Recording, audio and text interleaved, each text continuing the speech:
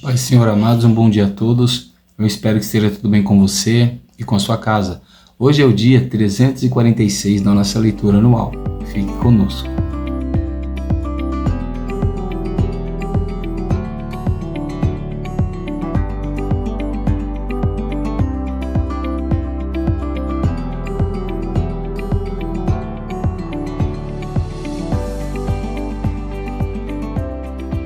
Bom, amados, nós estamos estudando hoje a segunda carta que Paulo escreveu para Timóteo, e a nossa porção diária de hoje vai do capítulo de número 1 de 2 Timóteo até o capítulo de número 4. Espero que você consiga separar um tempo de qualidade, ler a palavra do Senhor e grifar, marcar, anotar aquilo que você achar interessante, aquilo que te chamar a atenção. O nosso texto devocional de hoje se encontra no capítulo 4 e o verso de número 5, no qual a palavra do Senhor vai nos dizer assim: Mas você seja sóbrio em todas as coisas, suporte as aflições, faça o trabalho de um evangelista e cumpra plenamente o seu ministério. Amém? Nós vimos que o apóstolo Paulo já havia escrito uma carta para Timóteo, que pastoreou ali, se não somente em Éfeso, mas pelo menos uma boa parte do seu ministério foi aplicada nessa cidade. Ele escreve uma primeira carta para dar algumas instruções de como Timóteo deveria exercer o presbitério sobre essa igreja e algumas dicas de como resolver alguns problemas, como levantar homens e mulheres para cargos, quem deveria, quem não deveria. Ele também exorta Timóteo a como cuidar de cada irmão na igreja, os idosos, os mais novos, as mulheres, os homens. É uma carta muito importante. Se você não leu, eu te recomendo aí ler ela também. Essa segunda carta, ela vem num tom mais de ânimo. É uma carta mais usada para fortalecer, para animar a Timóteo, que muito provavelmente tinha muita insegurança quanto ao seu ministério. Sabemos que pastorear uma igreja não é um trabalho muito fácil. Algumas pessoas estão na igreja, estão ali no salão, pregam, cantam, oram, chegam até a tomar conta da igreja. Mas quando nós falamos de pastorear, estamos falando de cuidar de pessoas. E cuidar de pessoas não é um trabalho fácil, é um trabalho extremamente árduo, especialmente quando você tem preocupação com a alma das pessoas e um compromisso com a palavra de Deus, correto?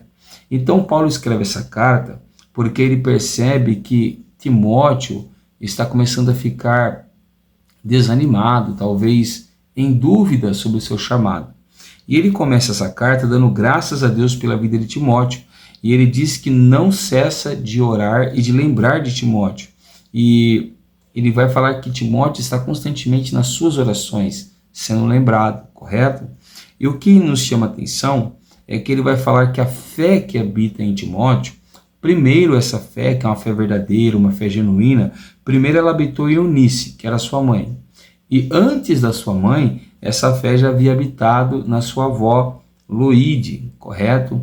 Então nós vemos que os exemplos de cristianismo que Timóteo teve, os exemplos de fidelidade a Deus que Timóteo teve, não vieram do seu pai, mas vieram da sua mãe e da sua avó. O que nos prova que você não precisa ter um ministério para ser alguém influente. Você não precisa ser um grande pregador para ser alguém influente. E olha a influência que essas duas mulheres tiveram na vida de Timóteo.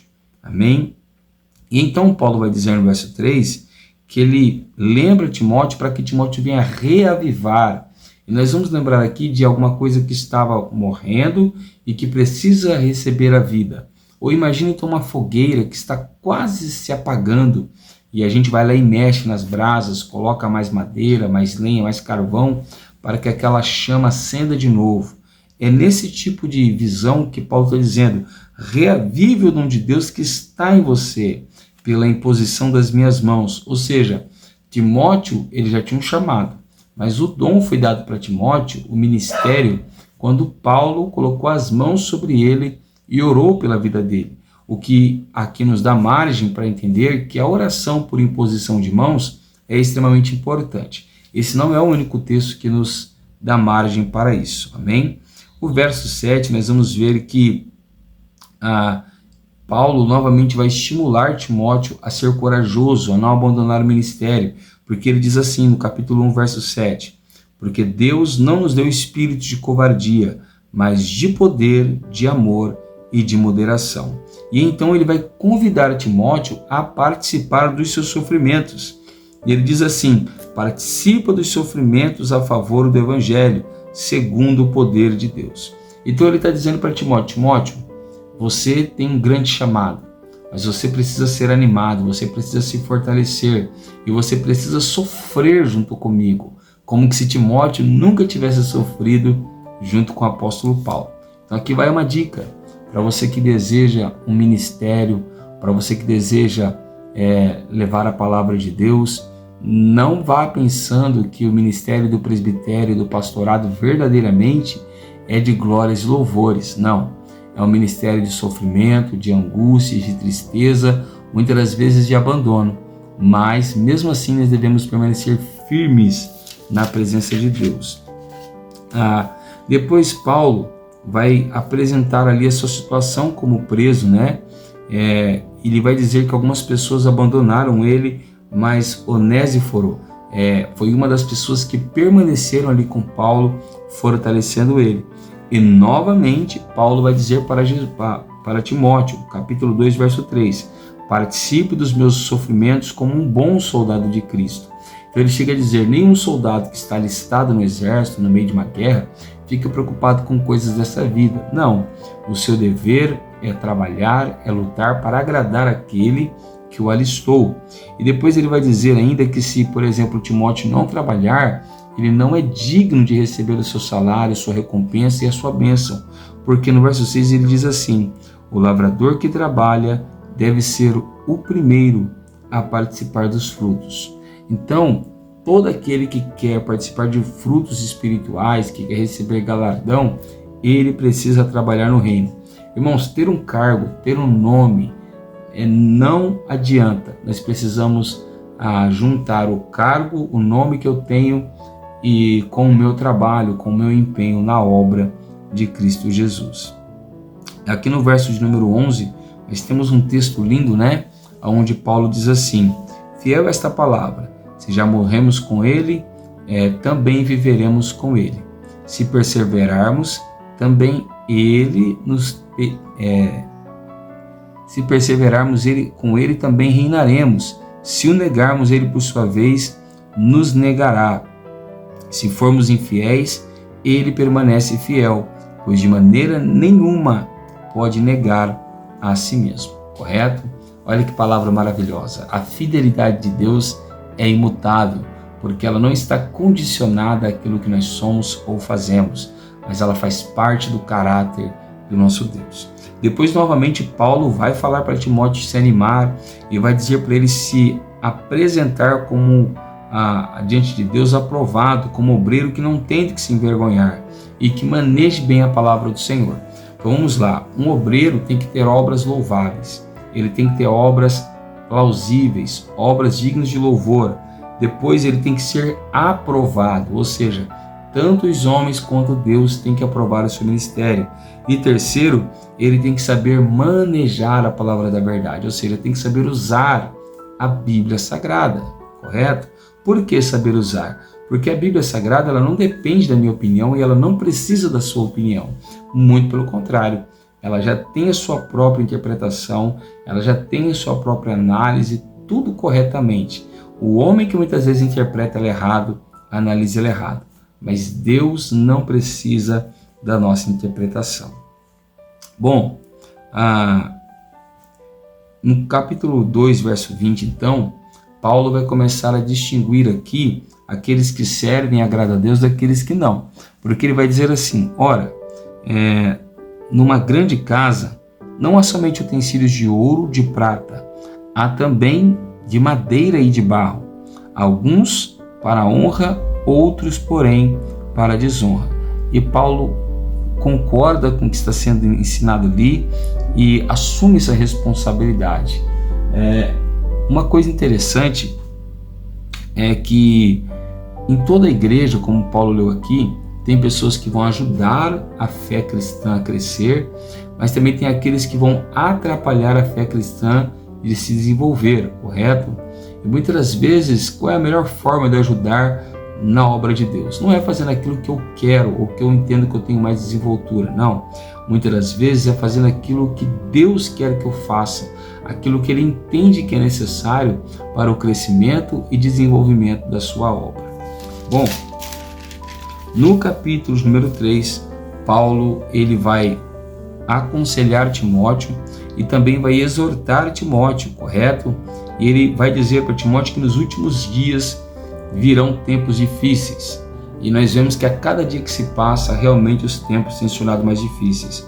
Os homens têm se tornado egoístas, avarentos, orgulhosos, arrogantes, blasfemos, desobedientes aos pais, ingratos, impuros, sem afeição natural, implacáveis, caluniadores, sem domínio de si, cruéis, inimigos da cruz, traidores, atrevidos, convencidos, mais amigos dos prazeres do que amigos de Deus, tendo forma de piedade, mas segundo o prazer dela, fique longe também desses. Tu observa que esses homens maus que vão surgir nos últimos dias, eles negam o poder da piedade, ou seja, do compromisso com Deus, correto? E Paulo vai dizer ainda que todos aqueles que desejam viver piedosamente, ou seja, de uma forma religiosa saudável, eles serão perseguidos. Não era um ato exclusivo de Paulo e nem de Timóteo. Então, todo cristão que vive de uma maneira correta na fé, ele tem a tendência de ser perseguido.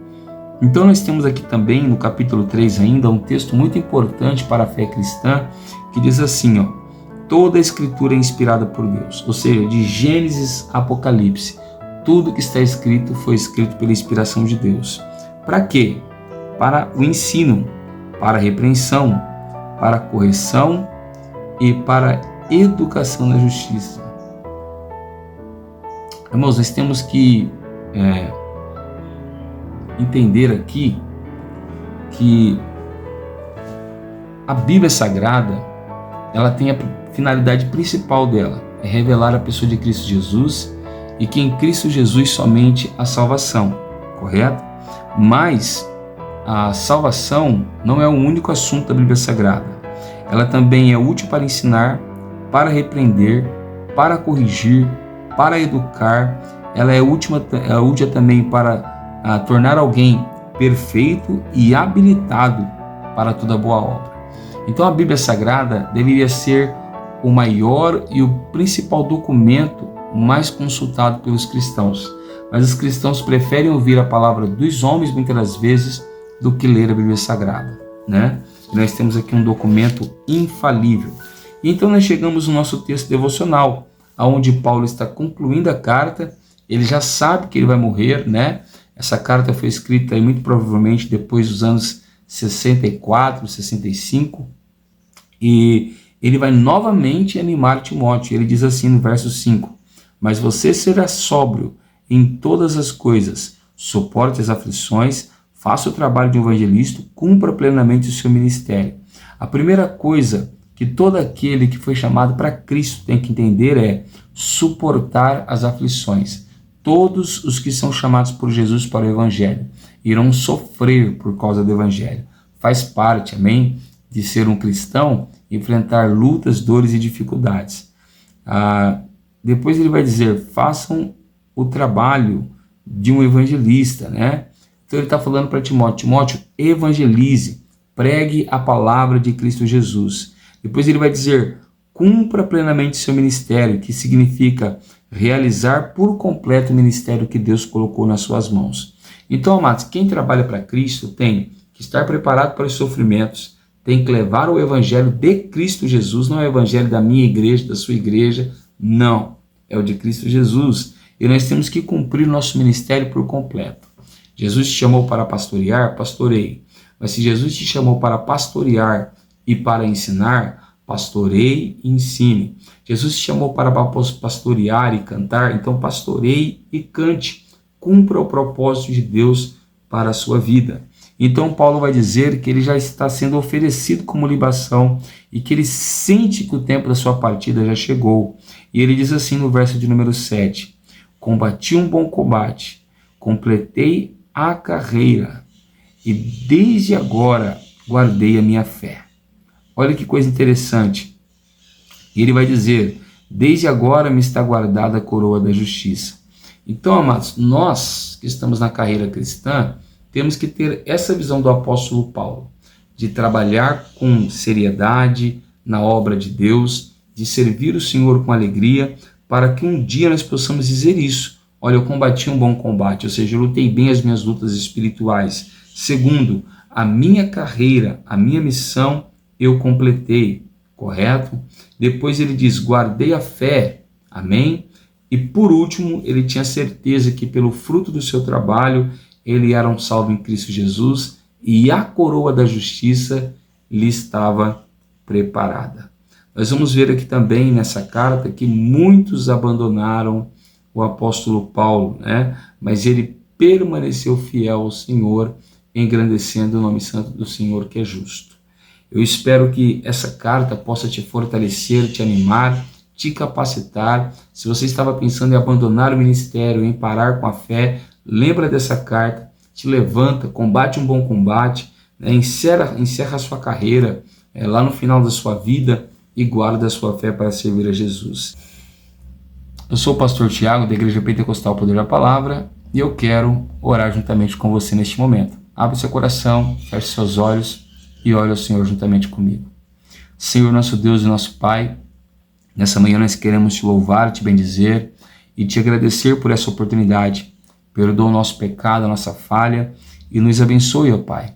Que o nosso coração venha a ser sedento por Ti, que o nosso coração venha a ser desejoso em Te servir, como foi o do apóstolo Paulo, e que nós possamos ser inspirados por essa carta e inspirar outras pessoas, que nós possamos animar vidas desanimadas, pessoas que estão em dúvida do seu ministério, como Paulo fez com Timóteo, para que assim, Senhor, a Tua obra venha a ser feita com excelência e com qualidade. Capacita-nos, ó Pai, seja conosco e nos enche com a Tua presença. Abençoa o nosso lar, a nossa casa, a nossa família e o nosso ministério. Em o nome santo do Senhor Jesus é que nós te pedimos e te agradecemos. Amém, Senhor Jesus. Se você tem gostado desse trabalho, deixa o like, se inscreva no canal e compartilhe esse vídeo com aqueles que você entende que precisam. Que Deus te abençoe, fique com Ele e tenha uma ótima quinta-feira.